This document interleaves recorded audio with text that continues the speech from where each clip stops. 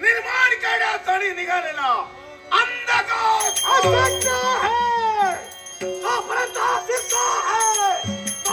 कुणाचंही अस्तित्व होणार नाही. मग प्रथम तुझा मुर्दा पडो माझा अशी पाखरे येती आणि स्मृती ठेवूनी जाती.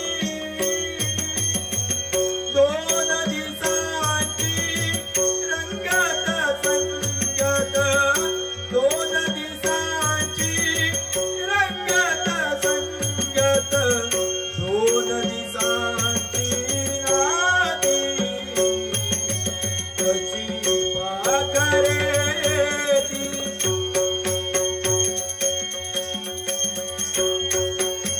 चंद्रकोवरा पहिला वैरा सारा मागे उभा राहिला. कळला तुझी कायम मरुदी काळोखाच्या रात्री.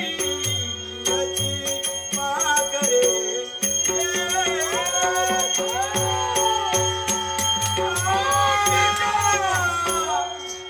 जीवनात संघर्ष केला पण माझ्या योग्यतेचा सौम्यतेचा तू एकच मिळाला. अनाधिकार युद्ध केलो तरी ना तू मला किंवा मी तुला मारू शकत. पर्याय तुझी माझी इच्छा आहे. मार्ग आहे आपण दोघे एक सरदार बोलण्याचा अर्थ नेतृत्वाचा हात. विश्वास सर्व श्रेष्ठ नाता मैत्री.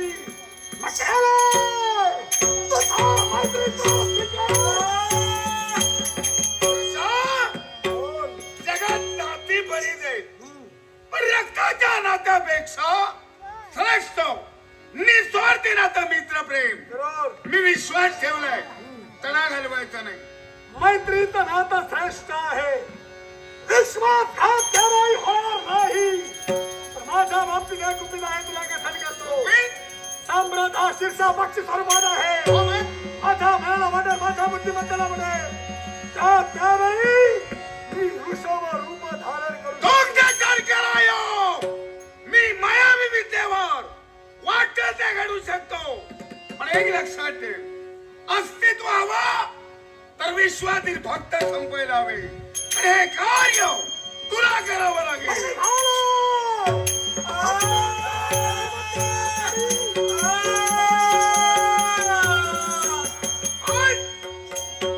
दैवाला साथ दिली एक साथीदार मिळालाय. याच्या सहकार्यानं विश्वावर मात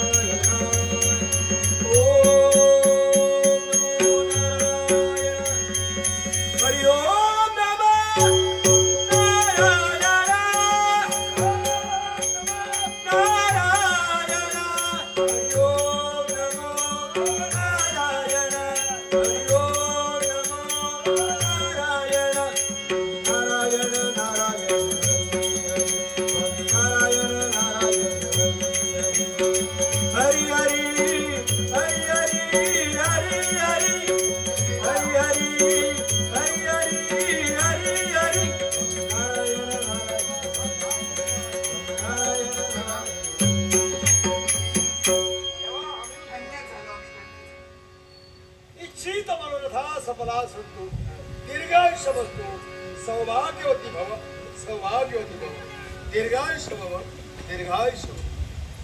हे राजन तू केवळ त्या केलेल्या यागाला मी पावन झालोय. मी तुझ्यावर प्रसन्न आहे. मार तुला जे काय हवं असेल ते मार द्यायला मी तयार आहे. देवा समजून घालून तुझ्या भक्ती करतो आहोत. होय आम्हाला तू काहीच कमी देत नाही. तू केलेली भक्ती माझ्या चरणी रुजू झाली म्हणून तुझ्या या यागातून मी प्रसन्न झालो. आणि मी आज सतत याग का केला तर आम्हाला पुत्र संतान नाही आणि म्हणून मी आज याग केलेला आहे की माझी इच्छा पूर्ण केली पाहिजे. तथास्तु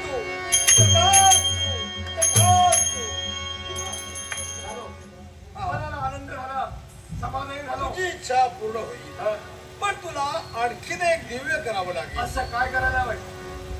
तुझ्या राज्यात बरीच नापीक भूमी आहे. होय. आणि या नापीक भूमीमुळे अन्न साठा कमी होतोय. बरोबर. या यज्ञासाठी हर धान्य तू गोळा केलंय. याच्यातील बरंच धान्य शिल्लक आहे. तेव्हा जेवढी नापीक भूमी आहे ती स्वतः नांगर हातात धरून ती नांगरावी तू. आणि त्यात या यज्ञातून राहिलेलं हे धान्य त्याच्यात पेरावं. केळे करून त्या मातीतून मोती पिकून तुझी इच्छा आम्ही पूर्ण करू. नारायण नारायण हरी हरी हरी हरी हरी हरी हरी हरी हरी हरी हरी. बरोबर. या पुढे त्यांचे उपकार मानू गए. हे एवढे वेद वक्ते मंत्र म्हणाक लागले. वेद स्रोत आणि आग पेटली. म्हणजे काय सामर्थ्य आहे. बरोबर बरोबर. बरे पाठवला. पण त्याला समाधान केलं पाहिजे. त्यांना समाधान केलं पाहिजे. आणि ह्याच्यामुळे आमच्या दरबारात तुमका पुत्र संतान मिळतं. होय होय होय. यांचीच म्हणावं. यांच्यामुळे होय होय. त्याला एकच केलं पाहिजे. याला समाधान केलं पाहिजे. याला घेऊन चला. तुमचं काय देऊ काय चुकी काय नको नको. हे बघा तुम्ही ब्राह्मण आहात काय तुम्ही काय होता नाही. तुम्ही समाधानी वया. आता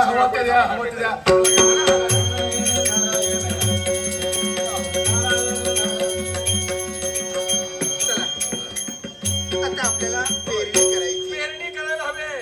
पण पेरणी करण्यासाठी महिलांची गरज आहे. विश्वास आहे ना आपला. विश्वासाला सांगूया. त्याच्यावर विश्वास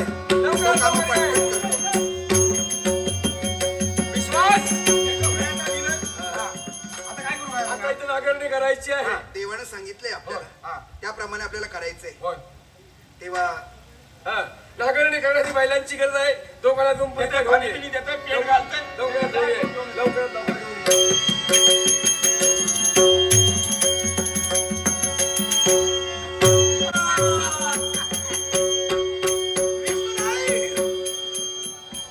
तुम्ही विसरलात मागील 3 युगात तुमचं मोठेपण वाढविण्यासाठी मी जे प्रयत्न केले ते तुम्ही विसरलात.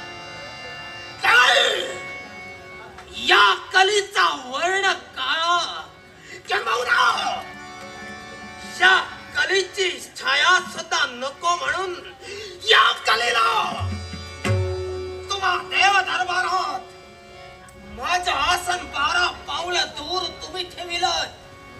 पण देव हो हे विसरलात या कलेचा वर्ण काळा का झाला. हा कले काळा वर्णाचा का घडला तर तुमच्यासाठी. अवजही आठवताय मला या विश्वात दानवी शक्ती थैमान घालत होती. त्या शक्तींचा निपात सारी देवता करण्याचा प्रयत्न करत होता. पण एकाही देवतेला ते जमत नव्हतं. देवता त्राई करत होती. पण त्याच वेळी साऱ्या देवतांच्या साह्याला मी माझ्या दैवी शक्तीनं त्या साऱ्या दानवी शक्तीनं त्या क्रूर शक्तीला मी स्वतः सामावून घेतलं. क्रूर शक्ती माझ्या सामावल्यामुळं माझा वर्ण काळा पडला. आई पण त्याच वेळी हे शिव शंकर तुम्हाला मी प्रश्न केला. माझा सांगा मी तुमचा निस्सीम भक्त. मग सांगा या विश्वातील वाईट शक्ती मी माझ्यात सामावल्या. माझा वर्ण काळा पडला. या विश्व मला हसू लागलाय. मग या विश्वात मला स्थान काय. या विश्वासाठी माझ्याजवळ शक्ती काय. त्याच वेळी महादेवा तुम्ही म्हणालात कली यापुढे एकच ज्या शक्ती तू सामावल्या त्यामुळे तुझा वर्ण काळा पडलाय. अर्थात एखाद्यावर जर का तुझी जीवनात त्राळी त्राळी होईल. एवढंच नव्हे तर तुझी दृष्टी सुद्धा तेवढीच कराल असेल. तुझ्या कराला छायेनं हे विश्व तू व्यापून तुझं अस्तित्व तू निर्माण कर. हे गरीब, मला बोल हसू लागलास कारण नारद हा आठवा तो शब्द हा विष्णूला केलेला आव्हान आणि त्या आव्हानानुसार या विश्वात मी माझं अस्तित्व निर्माण गैरसमज आहे तुझा. जसा विचार करतोस काहीच घडणार नाही. कारण ज्या अंधकाचं साह्य तू घेतलं त्याचा सुरुवात होणार. हे का म्हणता तुम्ही? यालाही कारण आहे. कारण राजा आकाश यानं वैकुंठीच्या नारायणाची भक्ती केली किंवा संतती प्राप्तीसाठी संतती याग केला. वैकुंठीचा नारायण त्याला प्रसन्न झाला आणि त्याच वैकुंठीच्या नारायणानं नापीक जमीन सुपीक करण्याचा मार्ग दिला. आणि जर का राजकर्त्यानं नापीक जमीन सुपीक केली आणि जर का संतती झाली तर अंधाराचा निर्माण हो. नाही हे घडू देणार. तू जे घडवशील त्याच्या विपरीत आज खाली घडवाल.